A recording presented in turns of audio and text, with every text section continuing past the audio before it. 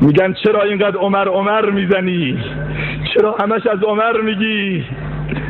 بگم به خدا قسم قصد نداشتم بگم، الان تو ذهنم اومد، شایدم صلاح نباشه. من امسال راهی حج بیت الله بودم، میخواستم برم به خانه کعبه معظمه.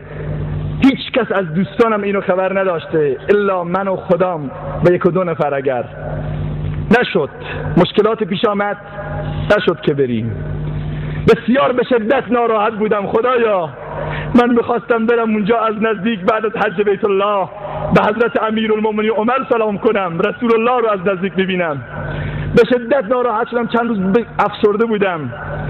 بعد گفتم حکمت خداوندی است. تا اینکه بعد از ایام حج یک عزیزی از زاهدان به من زنگ زد به نام حاجی اسلامی. من و اونو ندیدم، او هم منو ندیده، هرگز همدیگر رو ندیدیم. فقط اون میگفت از طریق سیدیات رو میشناسم. از قضیه رفتن و نرفتن من به مکه که اصلا خبر نداشت، کسی خبر نداشت بیش عنوان که من میخواستم برم و نشده.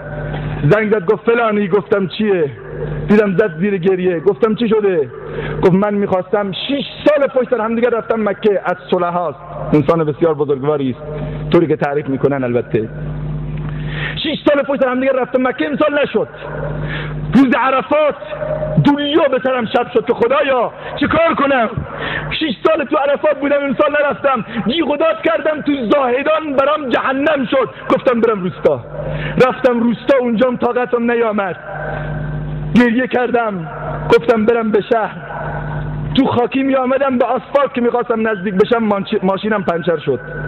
رفتم که پنچری رو بگیرم، یه سنگ برداشتم، دیدم یه مار 60 سانت بسیار باریک. میخواستم بزنمش که مبادا با من حمله بکنه. متوجه شدم که این مار خودش لای داده، نوشته عمر. تکبیر!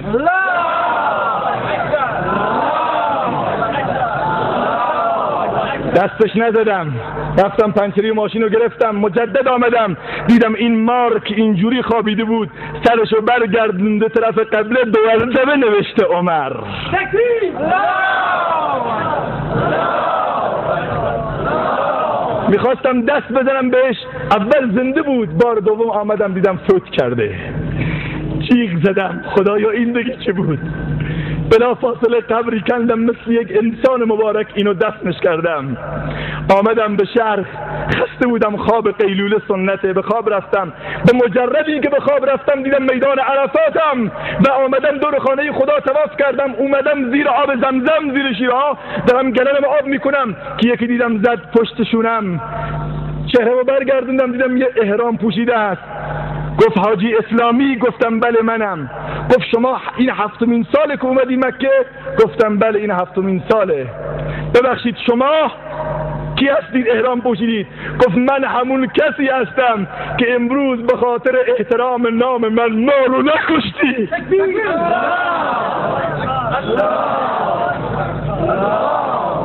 عمر فاروق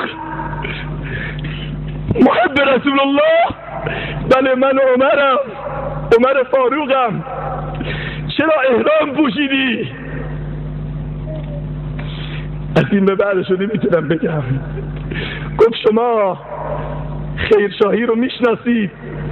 میگه گفتم بله.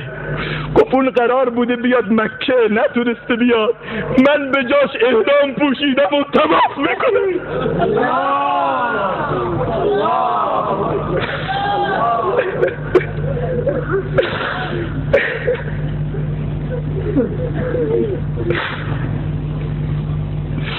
یک سلام دارم و یک پیامی دارم و یه امانت. میگه با دست خودش گلنو گذاشت زیر آب زمزم، آبش کرد.